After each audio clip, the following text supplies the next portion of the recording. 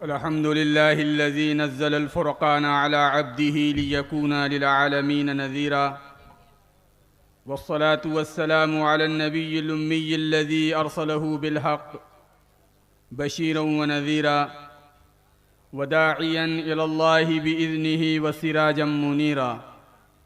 अम्मा बअदु फ़अऊज़ु बिल्लाहि मिनश शैतानिर रजीम। बिस्मिल्लाहिर रहमानिर रहीम। इन्नमा अम्वालुकुम व औलादुकुम फितना वल्लाहु इंदहु अज्रुन अज़ीम।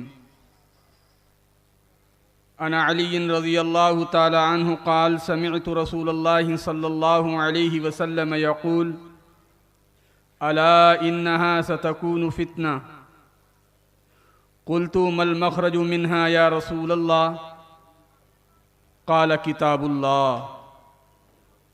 अल्लाहुम्मा सल्लि व सल्लिम बारिक अला मुहम्मदिन व अला आलि मुहम्मद कमा सल्लैत व बारकत व तरहमत अला इब्राहीम व अला आलि इब्राहीम इन्नका हमीदुम मजीद।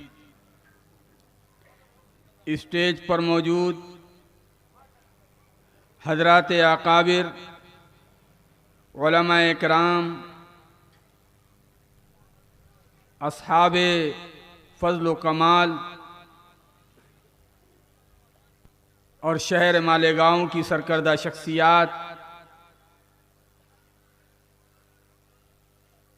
मुअज़्ज़ज़ बुज़ुर्गों, दोस्तों, अज़ीज़ दीनी भाइयों और अज़ीज़ तलबा-ए किराम, मदरसा इकरमा रज़ी अल्लाह ताला अन्हु और पर्दे के आड़ से सुनने वाली मिल्लत इस्लामिया की गैरतमंद माएँ और बहनें, बहुत देर से आप मदरसा हज़रत इकरमा रज़ी अल्लाह ताला अन्हु के बच्चों को सुन रहे थे, फारिगीन को देख रहे थे और यहाँ की कारकर्दगी, यहाँ का तालीमी निज़ाम, हुस्न इंतज़ाम जो वाक़यतन मदरसा इकरमा रज़ी अल्लाह ताला अन्हु के कामयाबी की सबसे बड़ी दलील है। अल्लाह ताला इस इदारे को ज़हीन तलबा और ज़ी इस्तेदाद असातिज़ा अता फ़रमाएँ, मज़ीद इनके इल्म व अमल में बरकत अता फ़रमाएँ और हज़रत कारी मोहम्मद रेहान साहब फ़िरदौसी दामत बरकातुहुमुल आलिया की तख्लीकी सलाहियतों में मज़ीद तरक्की अता फ़रमाएँ। ये मदारिस और ये मकातिब और ये जामियात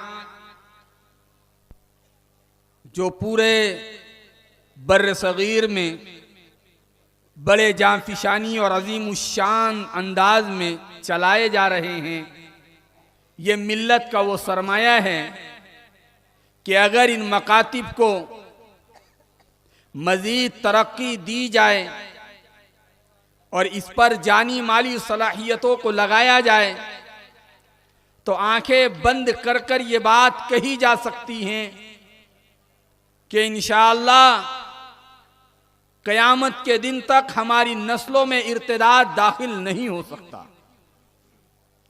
ये बातिल के उस निज़ाम को चकनाचूर करने वाला वो बड़ा मजबूत वो मुस्तहकम निज़ाम है मकातिब का निज़ाम कि बातिल हमारी नस्लों में दाखिल नहीं हो सकता। आप इन बच्चों को समझ रहे हैं ये किसी दारुल उलूम के बच्चे हैं, तो नहीं। हाफिज मोहम्मद रेहान साहब ने अभी कारगुजारी में भी बताया और हमें भी कहा कि ये गली में घूमने वाले वो बच्चे हैं जो आम बच्चे हैं, उनको लाया जाता या वो उनके वालिदैन उनको लेकर आते हैं, हम उनको तराशते हैं। एक पत्थर की भी तकदीर सवर सकती है, शर्त यह है कि सलीके से तराशा जाए। तो ये हमारे लिए बहुत बड़ी सआदत की बात है, काबिल मुबारकबाद है इनके वालिदैन जिन्होंने अपने बच्चों को हाफिज कुरान बनाया और आगे बढ़कर आलिम दीन बनाया और आगे बढ़कर मुफ्ती दीन और शरीयत बनाया। जैसी कारगुजारी हमारे सामने आई है, ये मामूली एजाज नहीं है, ये वो एजाज है, अल्लाह जिसके मुकद्दर करते हैं वही ये एजाज को पाता है। ये अल्लाह का इंतखाब है और अल्लाह आसमानों पर नबियों का इंतखाब फरमाते थे और फिर उनको दुनिया में अपनी मारिफत, अपने दीन और अपनी पहचान के लिए इंसानियत में भेजते थे। लेकिन जब खत्म नबूवत जनाब रसूलुल्लाह सल्लल्लाहु अलैहि वसल्लम को अल्लाह ताला ने खातमुन नबिय्यीन वल मुरसलीन बनाया तो अल्लाह ने इस उम्मत के इन अफराद का इंतखाब पहले आसमानों पर किया, फिर जमीनों में इनको पैदा फरमाया और फिर अल्लाह ताला ने अपनी वो अजीम बेजबहा कीमती दौलत कुरान करीम हिफ्ज की शक्ल में इनके सीनों में महफूज फरमाया। इनके बड़े मकाम हैं, काबिल मुबारकबाद है इनके वालिदैन, इनके असातिज़ा, ये बच्चे कि जिन्होंने कुरान करीम को हिफ्ज करके वो सारे फजाइल अपने हिस्से में कर लिए हैं जिसको जनाब रसूलुल्लाह सल्लल्लाहु अलैहि वसल्लम ने अहादीस मुबारका में बयान फरमाए हैं। क्योंकि कुरान एक ऐसी लाजवाल नेमत और दौलत है। हजरत अली रजी अल्लाह ताला अन्हु फरमाते हैं कि सरकार दो आलम सल्लल्लाहु अलैहि वसल्लम को मैंने ये कहते हुए सुना कि अल्लाह के नबी फरमा रहे थे कि अनकरीब तुम फितनों में घेर लिए जाओगे, आसमानों से फितने, जमीन से फितने, मशरिक से फितने, शिमाल से फितने, जुनूब से फितने, हर तरफ से फितने उठेंगे। तो हजरत अली रजी अल्लाह ताला अन्हु फरमाते हैं मैंने सरकार दो आलम जनाब रसूलुल्लाह सल्लल्लाहु अलैहि वसल्लम से पूछा मल मखरजु मिन्हा या रसूल अल्लाह, ए अल्लाह के रसूल जब फितने आएंगे तो इनसे निकलने का रास्ता क्या होगा? सरकार दो आलम सल्लल्लाहु अलैहि वसल्लम ने जवाब दिया किताबुल्लाह, अल्लाह की किताब कुरान मजीद। यह कुरान मजीद हर तरह के जाहिर और बातिनी फितनों से बचाने की एक महफूज पनागाह है। अगर उम्मत मोहम्मदिया सल्लल्लाहु अलैहि वसल्लम कुरान करीम को अल्लाह के नबी ने रस्सी करार दिया, हुआ हब्लुल्लाहिल मतीन, कि यह कुरान अल्लाह की मजबूत रस्सी है, हुआ जिक्रुल हकीम, ये अल्लाह का हकीमाना जिक्र है। अल्लाह के नबी फरमाते हैं कि कुरान करीम अल्लाह की वो मजबूत रस्सी है, अब जो इस मजबूत रस्सी को थाम लेगा तो जमाने के फितने उसे डुबा नहीं सकते। तो ये बड़े काबिल मुबारकबाद है। बल्कि दारमी की रिवायत में हजरत उक़बा बिन आमिर रजी अल्लाह ताला अन्हु फरमाते हैं मैंने अल्लाह के नबी को यह कहते हुए सुना लौ जुइलल कुरान फी इहाबिन, अगर ये कुरान करीम को किसी पाक चमड़े में लपेट दिया जाए, सुम्मा उल्किया फिन्नार, फिर इसको आग के में डाल दिया जाए, महतरका, तो वो आग इस चमड़े को नहीं जलाएंगी क्योंकि उसमें अल्लाह का कुरान मौजूद है। उलमा ने लिखा है जब नबी का ये फरमान है, दारमी की रिवायत है, उक़बा बिन आमिर रावी है, तो बताओ जिस चमड़े में कुरान हो तो उसको आग ना जलाए, जिस सीने में कुरान हो तो क्या उसे जहन्नम की आग जलाएगी? सिर्फ ये यकीन की दौलत है।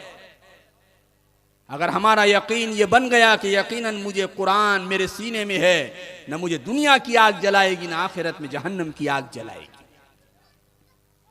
इसलिए मेरे भाइयों, कुरान करीम इस उम्मत के लिए हिदायत है, शफाअत है, मारिफत का जरिया है, हमारे लिए मशअले राह है, दुस्तूरुल अमल है। कुरान करीम लाजवाल ऐसा बेमिसाल कीमती तोहफा है जो अल्लाह ताला ने आसमानों से जिब्राइल अमीन के जरिए रहमतुल लिल आलमीन के कल्ब अथर पर नाजिल फरमाया है। ये वो कुरान है, पूरे कुरान की बात छोड़ो, ये वो कुरान है जिसके बारे में अल्लाह के नबी अलैहिस्सलातु वस्सलाम इरशाद फरमाते हैं। हजरत मुआज़ जोहनी रज़ी अल्लाह ताला अन्हु से मरवी है कि सरकार दो आलम सल्लल्लाहु अलैहि वसल्लम ने फरमाया मन क़रा अल कुरान व अमिल बिमा फीही, जिसने कुरान करीम को पढ़ा और उस पर अमल किया, उल्बिसा वालिदाहु ताजन यौमल क़ियामा, उसके वालिदैन को कल क़यामत के दिन ताज पहनाया जाएगा। वो ताज कैसा होगा? ज़ौहु, उसकी रोशनी अहसनु मिन ज़ौइ शम्स, उसकी रोशनी सूरज की रोशनी से ज्यादा खूबसूरत होगी। फी बुयूति दुनिया, तुम्हारे दुनियावी घरों के अंदर अगर वो सूरज उतर आए, अगर आसमानों पर लाखों मील दूर वो सूरज जब दुनिया को इतना रोशन करता है, अल्लाह के नबी फरमा रहे हैं अगर वो सूरज तुम्हारे घरों में ला लिया जाए तो रोशनी का क्या आलम होगा। फरमाया फी बुयूति दुनिया लौ कानत फीहिम फीकुम, अगर वो सूरज तुम्हारे दरमियान में आ जाए तो ये हाल है हाफिज़े कुरान के वालिदैन का। तो बताओ, अल्लाह के नबी आगे फरमाते हैं मा ज़न्नुकुम अमिला बिहाज़ल लज़ी, फिर उसके बारे में तुम्हारा क्या गुमान है जिसने इसको खुद अमल किया और खुद इस पर इसको ही हिफ्ज किया है। तो इनको तो क्या एजाज दिया जाएगा, इनके तुफैल में वालिदैन को ताज पहनाया जाएगा। यहां पर नुक्ते की बात मुहद्दिसीन ने ये लिखी है कि हाफिज़े कुरान की बदौलत उसके वालिदैन को ताज पहनाया जाएगा। तो ताज इसकी बरकत से वालिदैन न हाफिज नहीं, न अब्बा हाफिज है, न अम्मा हाफिज है, बच्चा हाफिज है। तो बच्चे के हाफिज़े कुरान होने की वजह से वालिदैन को ताज पहनाया जा रहा है। वजह क्या है? वजह क्या है? बुनियादी वजह मुहद्दिसीन ने यह बयान फरमाई, माँ बाप दीनदार थे तो उन्होंने बच्चों को हाफिज़े कुरान बनाया। माँ बाप दीनदार थे तो उन्होंने बच्चों को अल्लाह के दीन के लिए वक्फ कर दिया। अल्लाह ने नगद तोहफा ये दिया, औलाद तेरी हाफिज बनेंगी, औलाद तेरी आलिम बनेगी, लेकिन तुझे भी ताज पहनाया जाएगा तेरे इस इक़दाम की वजह से। मेरे भाइयों, कुर्बान जाऊं, कुर्बान जाऊं, ये मकाम तो वालिदैन का है। इसको क्या मकाम मिलेगा? कुरान करीम में अल्लाह ताला ने कौमों के उरूज और ज़वाल को बयान फरमाया। मेरे भाइयों, इसको क्या मकाम मिलेगा कुरान की बरकत से? ये तो आपने सुना, अल्लाह के नबी कह रहे हैं मा ज़न्नुकुम अमिला बिहाज़ल लज़ी, लेकिन इसके आगे इसका और एक अल्लाह ताला इसको पावर अता फरमाएंगे। वो पावर क्या है जानते हो? इतना मजबूत पावर, ऐसा मजबूत पावर अल्लाह ताला इसको अता फरमाएंगे, ये तो खुद के मकाम को भी बुलंदो बाला करवा देगा, अपने वालिदैन को भी ऊंचे मकाम पर ले जाएगा, लेकिन ये अपने ऐसे रिश्तेदारों के भी शफाअत का जरिया बनेगा। बल्कि मैं हजरात अकाबिर उलमा की भी तवज्जो चाहूँगा, इसलिए कि ये रिवायत तिरमिज़ी शरीफ में मौजूद है और मैं आपको बताना चाहता हूँ ताकि बात पुख्ता और बात मजबूत हो जाए और आपके दिलों में बैठ जाए। क्योंकि ये बात यूं ही नहीं है, पूरे रुए जमीन पर सबसे ज्यादा मुस्तहकम और मजबूत कोई दीन है तो वो दीन इस्लाम है, वो मजहब मुहम्मदी सल्लल्लाहु अलैहि वसल्लम है। क्यों? क्योंकि इसका ताल्लुक आसमानों से है, इसका ताल्लुक रसूलुल्लाह से है, इसका ताल्लुक दौरे सहाबा से है और हमारे पास इन तमाम के सबूत मौजूद है। उसी में एक सबूत बतौर सबूत के और बतौर नमूने के मैं आपके सामने एक रिवायत पेश करता हूँ। इस रिवायत को मैंने सुना है मेरे उस्ताद मोहतरम हजरत मौलाना सैयद मोहम्मद आकिल साहब सहारनपुरी दामद बरकातुहुमुल आलिया से। उन्होंने सुना है हजरत मौलाना अमीर अहमद साहब कांदलवी रहमतुल्लाहि अलैह से, और उन्होंने इस रिवायत को सुना है हजरत मौलाना अब्दुर रहमान साहब कामिलपुरी रहमतुल्लाहि अलैह से, और उन्होंने इस रिवायत को सुना है हजरत मौलाना खलील अहमद साहब सहारनपुरी रहमतुल्लाहि अलैह से, और उन्होंने इस रिवायत को सुना है हजरत मौलाना मजहर साहब नानोतवी रहमतुल्लाहि अलैह से, और उन्होंने इस रिवायत को सुना है हजरत मौलाना ममलूक अली साहब रहमतुल्लाहि रहमतुल्लाहि अलैह से, और उन्होंने इस रिवायत को सुना है हजरत मौलाना रशीदुद्दीन दहलवी रहमतुल्लाहि अलैह से, और नवादिरुल हदीस में हजरत शेख मोहम्मद यूनुस साहब जौनपुरी रहमतुल्लाहि अलैह ने, हमारे एक साथी है मौलाना मोहम्मद आबिद साहब, उन्होंने तवज्जो दिलाई है कि ये जो सिलसिला है, तो यहाँ पर मौलाना मजहर साहब नानोतवी ने सीधा शाह इसहाक से इस रिवायत को सुना और शाह इसहाक ने शाह अब्दुल अजीज से सुना, लिहाजा दोनों तरीके किताबों में मौजूद है। तो इन्होंने रशीदुद्दीन साहब दहलवी से या मौलाना हजरत मौलाना मजहर साहब नानोतवी रहमतुल्लाहि अलैह ने मौलाना ममलूक अली साहब से, और मौलाना ममलूक अली साहब ने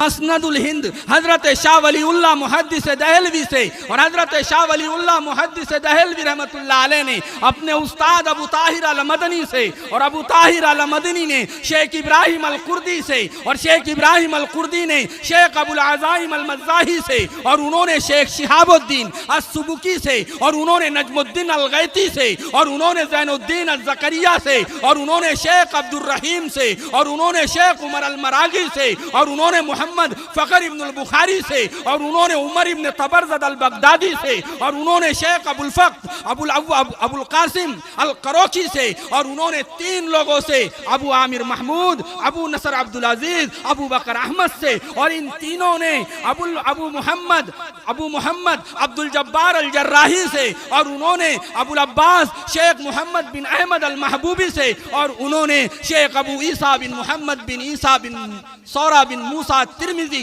साहिब तिरमिजी रहमतुल्लाहि अलैह से, और साहिब तिरमिजी रहमतुल्लाहि अलैह ने अली बिन हुज्र से, और अली बिन हुज्र ने हफ्स बिन सुलेमान से, और हफ्स बिन सुलेमान ने कसीर बिन ज़ादान से, और कसीर बिन ज़ादान ने आसिम से, और आसिम ने हजरत अली उल मुर्तज़ा रज़ी अल्लाह ताला अन्हो से, और अली उल मुर्तज़ा खलीफा राबे अब फातिमा के शोहर हसनैन के अब्बा रसूलुल्लाह सल्लल्लाहु अलैहि वसल्लम के दामाद हजरत अली उल मुर्तज़ा रज़ी अल्लाह ताला अन्हो ने काली कमली वाले मोहम्मद मुस्तफ़ा अहमद मुजतबा सैयद अबरार अहमद मुख्तार वजह वजूद कायनात वजह तखलीक कायनात काली कमली वाले गुंबद खजरा के मकी राहतुल लिल आशिकीन रहमतुल लिल आलमीन शफीउल मुज़निबीन शफाअत कुबरा के मालिक जन्नत का झंडा उठाने वाले जन्नत की कुंजी से जन्नत का दर खोलने वाले सारे क़यामत के दिन सारे गुनहगारों के लिए बख्शिश के लिए सजदे में गिरने वाले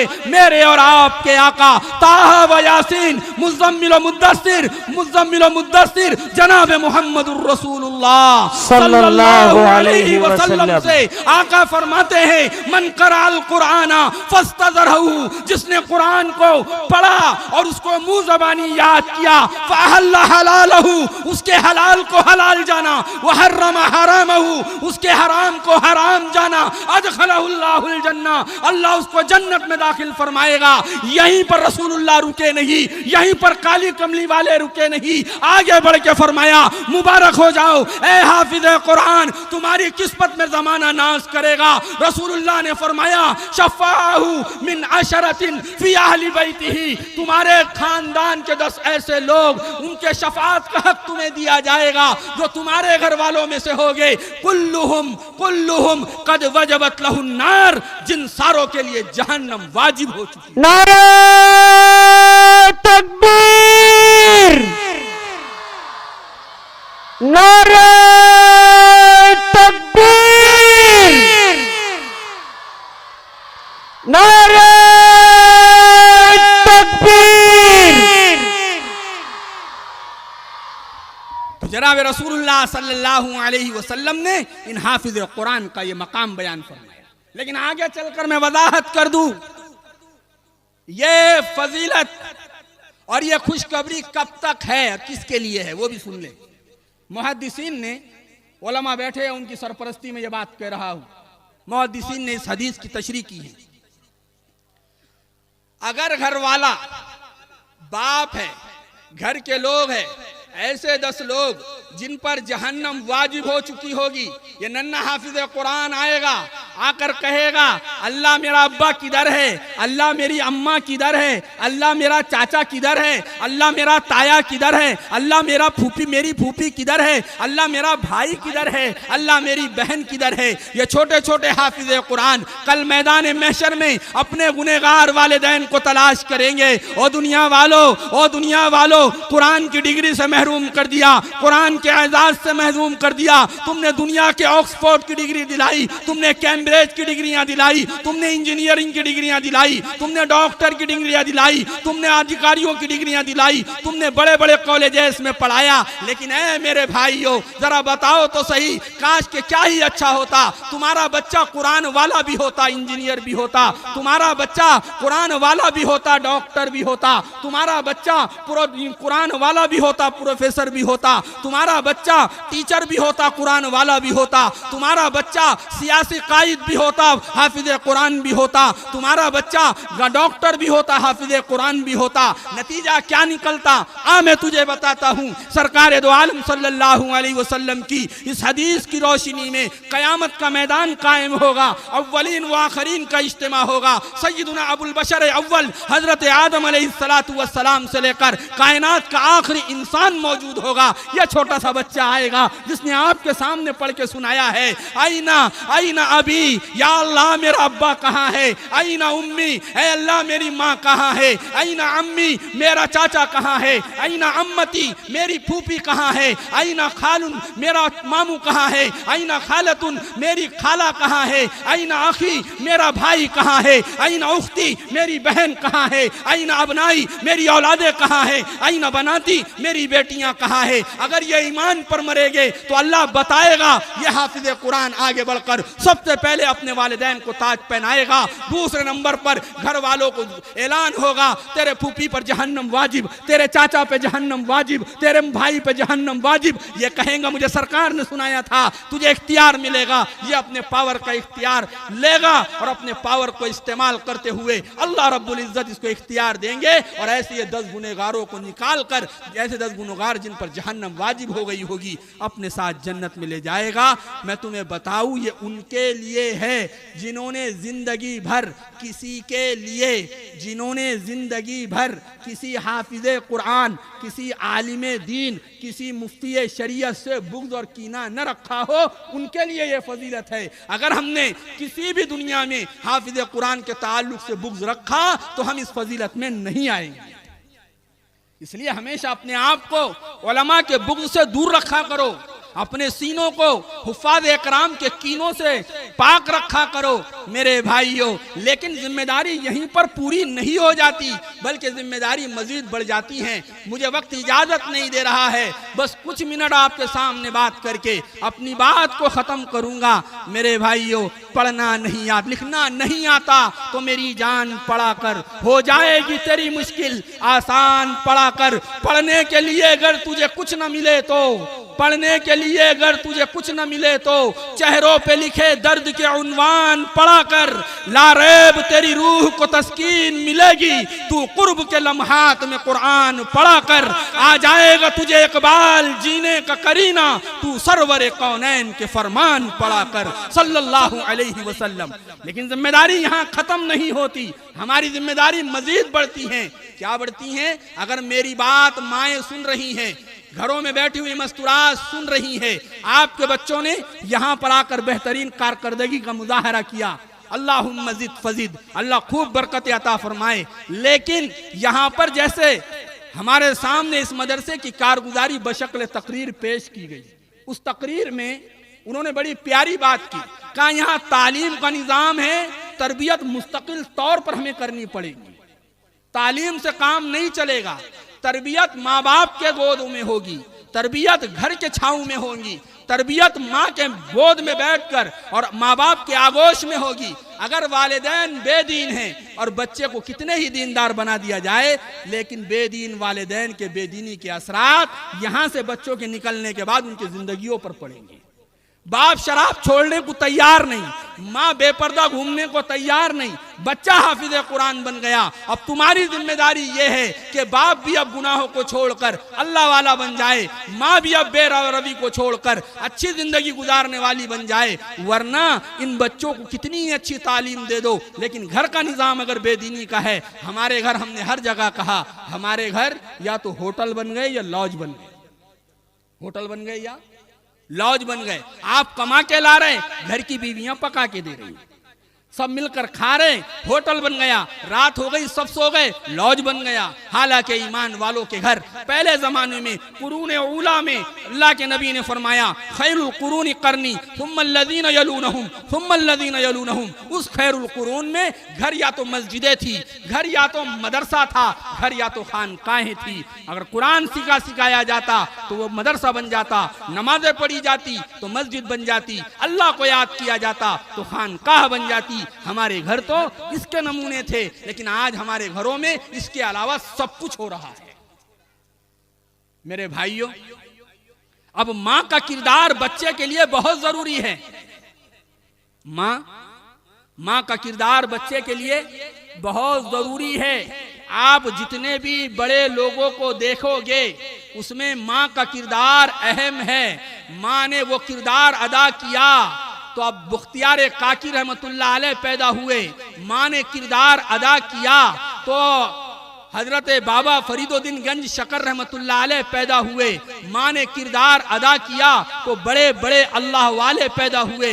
हम माओं को भी इन किरदार को अदा करने की जरूरत है। बस एक वाकया आपको सुनाकर अपनी जगह लूंगा। आपने एक अल्लाह वाले का नाम सुना होगा, बाबा फरीदुद्दीन गंज शकर रहमतुल्लाह अलैह। सुना नहीं सुना? बाबा फरीदुद्दीन गंज शकर रहमतुल्लाह अलैह ये मसलके चिश्तिया के बहुत बड़े सूफी है, बहुत बड़े अल्लाह वाले हैं। बल्कि हम तमाम उलमाए अहले हक का जो चिश्तिया सिलसिले में है, उन तमाम का ताल्लुक बाबा फरीदुद्दीन गंज शकर रहमतुल्लाह अलैह से होकर ही आगे जाता है। इनका असल नाम क्या था? फरीदुद्दीन मसऊद। ये बाबा फरीदुद्दीन गंज शकर, इनको गंज शकर क्यों कहा जाता है? गंज शकर इसलिए कहा जाता है, 3 वाकयात इनके लिखे हुए हैं। एक वाकया सियरुल आरिफीन, एक किताब है अल्लाह वालों के, उसमें हालात को जमा किया गया है। उसमें लिखा है कि इन्होंने 7 दिन के मुतवातिर रोजे रखे। अब उन रोजे रखने की वजह से इनका जिस्म कमजोर हो गया। अब जब जैसे ही जिस्म कमजोर हुआ तो ये अपने पीरो मुर्शिद हजरत ख्वाजा कुतुबुद्दीन बख्तियार काकी रहमतुल्लाह अलैह से मिलने के लिए निकले। पैर फिसला, नीचे गिरे और गिरने के बाद जमीन का कीचड़ इनके मुंह में चला गया। लेकिन अल्लाह वाले थे, अल्लाह ताला अपने वलियों की शान में गुस्ताखी बर्दाश्त नहीं करते। अल्लाह वलियों की मदद फरमाते हैं। और खुद सरकार ने फरमाया, इमाम बुखारी रहिमहुल्लाह ने अपनी सनद से एक रिवायत अपनी सही बुखारी में नकल की, फरमाया मन आद अली वलियन फकद आज़नतुहु बिल हर्ब। अल्लाह कहता है जो अल्लाह के वलियों से दुश्मनी करता है, मेरा उनके साथ ऐलान जंग है। अब यहां पर अल्लाह का वली गिर गया तो अल्लाह ने फौरन इसको शकर बना दिया। तो यह अपने पीर और मुर्शिद के पास जाकर इस वाक़े को सुनाने लगे तो ख्वाजा कुतुबुद्दीन बख्तियार काकी ने कहा, अल्लाह ने तेरे पूरे बदन को शकर बना दिया। तब से इनको कहा जाने लगा गंज शकर। एक वाक़या लिखा है सियरुल अख्ताब में, यह भी अल्लाह के वलियों के सवालों को इसमें जमा किया गया। तो कहते हैं कि मुतवातिर रोजे रखने की वजह से एक मर्तबा इफ्तार के लिए बाबा फरीदुद्दीन गंज शकर रहमतुल्लाह अलैह को कुछ भी नहीं मिला, तो उन्होंने कंकरे उठाए, संगरेजे उठाए, मुंह में रख दिए। तो अल्लाह ताला ने इन संगरेजों को शकर बना दिया। तब से इनको गंज शकर कहा जाने लगा। तीसरा वाकया जवाहिर फरीदी में लिखा हुआ है। यह भी एक किताब है जिसमें अल्लाह वालों के सवाने को जमा किया गया है। इसमें लिखा है कि ये छोटे थे और बचपन में हजरत बाबा फरीदुद्दीन गंज शकर रहिमहुल्लाह को शकर खाने का, मीठा खाने का बड़ा शौक था। जवाहिर फरीदी के हवाले से ये बात कर रहा हूं, जिसको देखना है इस किताब में जाके देखे। तो जवाहिर फरीदी में है कि इनको बचपन में मीठा खाने का बड़ा शौक था। तो अब छोटे हैं तो इनकी वालिदा ने इनकी इस आदत से अल्लाह के यकीन को इनके दिल में उतारने की फिक्र की। तो क्या किया, मुसल्ला बिछाते, इनको कहते बेटा नमाज पढ़ो, मुसल्ला उठाना, उसके नीचे से तुझे शकर मिलेगी, अल्लाह शकर देगी। अब छोटा बच्चा है, बाबा फरीदुद्दीन गंज शकर रहमतुल्लाह अलैह छोटे बच्चे हैं, मुसल्ला बिछा हुआ है। अब यहाँ पर रोजाना की आदत हो गई, अब बाबा फरीदुद्दीन गंज शकर रहमतुल्लाह अलैह नमाज पढ़ते मुसल्ला हटाते तो शकर मिलती। जवाहिर फरीदी में लिखा है, एक दौर ऐसा आया, एक वक्त ऐसा आया कि इनकी अम्मा मेहमानों की जियाफत में लग गई और इनसे बेखबर हो गई। नमाज का वक्त आया तो इन्होंने मुसल्ला बिछाया, नमाज पढ़ी, मुसल्ला हटाया तो नीचे से शकर मिली, शकर खा ली। इनके अम्मा के ज़हन में आया, ओहो फरीदुद्दीन के नमाज का वक्त हो गया, अगर मैं नहीं गई तो इसका ईमान और यकीन बिगड़ जाएगा कि नमाज से कुछ नहीं मिलता। फौरन आए, आकर क्या देखते हैं, पूछा बेटे नमाज पढ़ी? तो बच्चे ने कहा बाबा फरीदुद्दीन गंज शकर रहमतुल्लाह अलैह ने नमाज भी पढ़ी, खत्म की, मुसल्ला हटाया तो शकर भी मिली। ये था यकीन, बाबा फरीदुद्दीन का यकीन उनकी अम्मा बना रही थी नमाजों से कि देने वाले अल्लाह है, जिंदगी बनाने वाले अल्लाह है, अल्लाह नमाजों से मसाइल को हल करेंगे। नमाज तमाम मसाइल के हल के लिए दी गई है, बंदे और खालिक के दरमियान में ताल्लुक को जोड़ने के लिए दी गई है। यही हजरत बाबा फरीदुद्दीन गंज शकर रहमतुल्लाहि अलैह कि जिनका यकीन ये बन गया बचपन में कि नमाज पढ़ेंगे तो शकर मिलेगी। बताओ मेरे भाइयों, माँ ने वो किरदार अदा किया, तब जाकर दुनिया के तख्ते पर और बर्रे सगीर को बाबा फरीदुद्दीन गंज शकर रहमतुल्लाह अलैह जैसा अल्लाह वाला मिला है। माँ ने मेहनत की तो ये वक्त का कुतुब और अब्दाल मिला है। माँ ने मेहनत की तो ये इतना अजीम शान और इतना पहुंचा हुआ अल्लाह का वली बना है। माओ का ऐसा किरदार हुआ करता है, इसलिए इन बच्चों के पीछे इनके माओ को भी अहम रोल अदा करना पड़ेगा। अब बाबा फरीदुद्दीन गंज शकर रहमतुल्लाह अलैह का तस्करा आ ही गया तो ये क्यों ना होते, क्योंकि इनकी नस्लों में दौड़ने वाला खून कोई आम खून नहीं है। इनके नस्लों में दौड़ने वाला खून किसका है? आज तुझे बताता हूँ, खजीनतुल असफिया नामी किताब है, ये भी औलिया अल्लाह की तारीख पर लिखी हुई है और वहां से मैं ये बात कह रहा हूँ क्योंकि बाबा फरीदुद्दीन गंज शकर रहमतुल्लाहि अलैह का नाम फरीदुद्दीन मसऊद था और फरीदुद्दीन मसऊद रहमतुल्लाह अलैह जिनको बाबा फरीदुद्दीन गंज शकर कहा जाता है, इनके अब्बा का नाम जमालुद्दीन था। जमालुद्दीन के अब्बा का नाम शेख मसऊद था। शेख मसऊद के अब्बा का नाम शेख अहमद था। शेख अहमद के अब्बा का नाम शेख यूसुफ था। शेख यूसुफ के अब्बा का नाम शेख मोहम्मद था। शेख मोहम्मद के अब्बा का नाम शेख शिहाब था।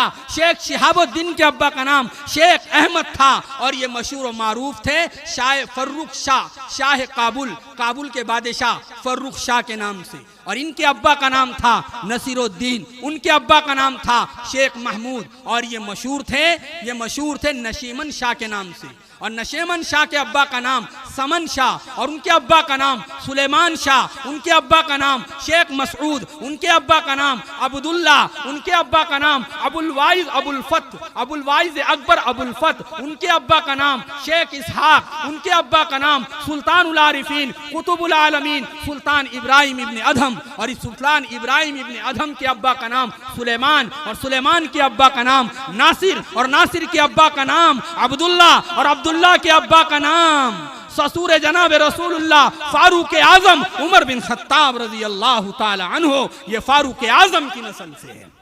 तो फिर इनकी नस्लों में अगर बाबा फरीद पैदा नहीं होंगे तो कौन पैदा होगा? आओ तुम्हें बताता हूँ हम कौन हैं।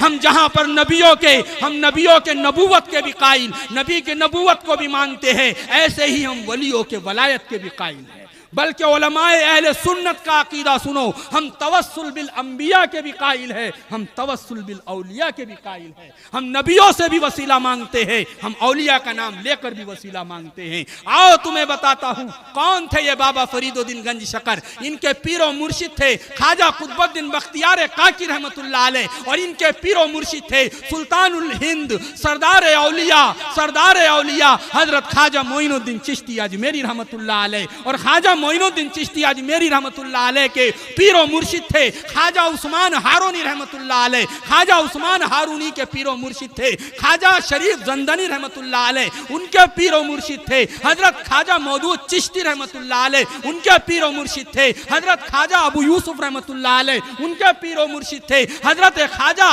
ख्वाजा मोहम्मद रहमतुल्लाह अलैह उनके पीर और मुर्शिद थे। ख्वाजा अबू अहमद अब्दाल रहमतुल्लाह अलैह उनके पीर और मुर्शिद थे। ख्वाजा अबू इसहाक रहमहुल्लाह उनके पीर और मुर्शिद थे। ख्वाजा ममशाद दैनूरी रहमतुल्लाह अलैह उनके पीर और मुर्शिद थे। ख्वाजा हुबैरा बसरी रहमतुल्लाह अलैह उनके पीर और मुर्शिद थे। ख्वाजा हुज़ैफा मराशी रहमतुल्लाह अलैह उनके पीर और मुर्शिद थे। सुल्तान इब्राहिम इब्न अदहम रहमतुल्लाह अलैह उनके पीर और मुर्शिद थे। आबिदुल हरमैन फुज़ैल इब्न अयाज़ रहमहुल्लाह उनके पीर और मुर्शिद थे। ख्वाजा अब्दुल वाहिद बिन ज़ैद रहमतुल्लाह अलैह और उनके पीर और मुर्शिद थे। ख्वाजा हसन बसरी रहमतुल्लाह अलैह और हसन बसरी के पीर और मुर्शिद थे। ख्वाजा अलीउल मुर्तज़ा रज़ियल्लाहु ताला अन्हु और अलीउल मुर्तज़ा रज़ियल्लाहु ताला अन्हु के और हम तमाम के और कायनात के पीर और मुर्शिद जनाब मुहम्मदुर रसूलुल्लाह सल्लल्लाहु अलैहि वसल्लम।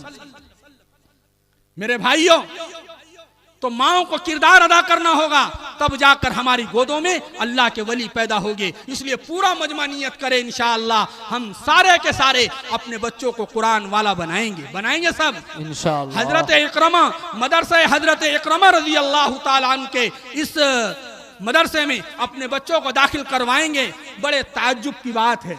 एक बात अभी कारगुजारी में कारी मोहम्मद रेहान साहब फिरदौसी दामत बरकातुहुम ने आप लोगों के सामने कही, मुझे बताए आपके बच्चे तैयार ये कर रहे हैं, जहन्नम की आग से ये बचा रहे हैं। अल्लाह का कुरान कह रहा है, या अय्युहल्लज़ीना आमनू, ऐ ईमान वालो, कू अनफुसकुम व अहलीकुम नारा, तुम अपने आप को और अपने घर वालों को जहन्नम की आग से बचाओ। ये जिम्मेदारियां तो वालिदैन की थी, ये जिम्मेदारियां माओ की थी, ये जिम्मेदारियां बापों की थी, ये जिम्मेदारियां सरपरस्तों की थी, लेकिन मदरसा इकरमा निभा रहा है। तुम्हारी जिम्मेदारी क्या है मुझे बताएं। उन्होंने ऐलान किया कि 70 लाख रुपया अदा करना बाकी रह गया। ओ मेरे भाइयों, शादियों में फजूल खर्ची करने वालों, कव्वालियों पर लुटाने वालों, नाचने वालों पर लुटाने वालों, मज़ारों पर चढ़ाने वालों, आओ तुम्हें बताता हूं, ये नबी अल्लाह का कुरान है, ये नबी की दर्सगाह है। तुम्हारा पैसा वो लोग खा रहे हैं जो वाइन बारों में जाकर शराब नोशी करेंगे।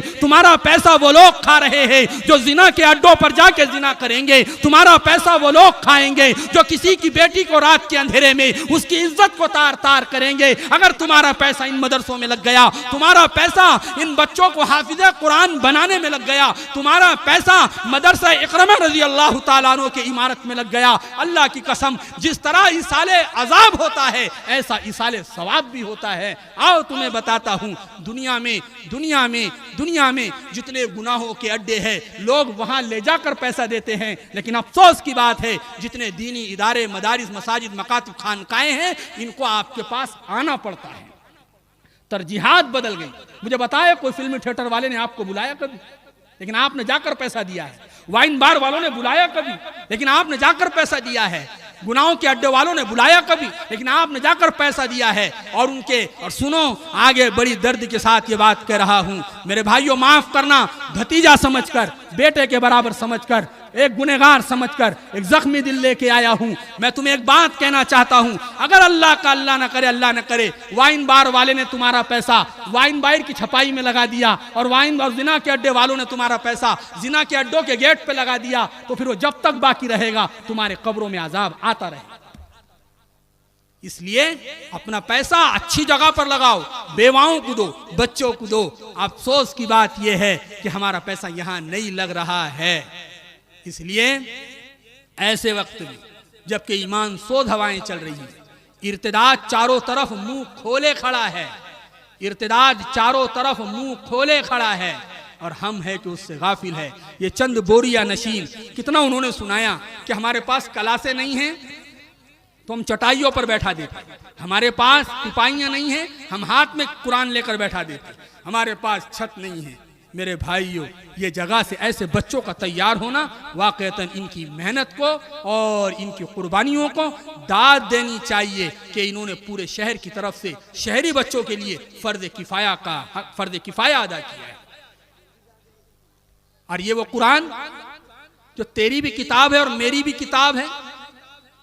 आज हाल ये है, अच्छा पूरा कुरान छोड़ दो, पूरे कुरान की बात तो छोड़ो, कुरान का कुछ हिस्सा भी अगर महफूज हो गया तो ये भी तेरे मेरे लिए ज़हे किस्मत है। हम कुरान इदारों को छोड़कर हर जगह जा रहे हैं, आमिलों के पास हम जा रहे हैं, ताबीज़ गंडे लेने हम जा रहे हैं, मज़ारों पर हम जा रहे हैं, अद्वियात और दवा लेने के लिए हम जा रहे हैं। मेरे भाइयों, हाल ये है हमारा, लेकिन हम नहीं आ रहे हैं तो कुरान के करीब नहीं आ रहे हैं। इसलिए नियत करें इंशाअल्लाह हम कुरान करीम को सीने से लगाएंगे, कुरान करीम को गले से लगाएंगे और मदरसे की हर मुमकिन जानी माली ताउन करेंगे। हाफिज साहब ने कहा हम हर घर में बच्चा हाफिज कुरान बनाना चाहते हैं। मैं कहता हूँ हाफिज साहब ये नारा यहाँ से दे दे, घर घर हाफिज, हर घर हाफिज, घर घर हाफिज, हर घर हाफिज। अल्लाह तबारक व तआला मुझे और आपको कहने सुनने से ज़्यादा अमल की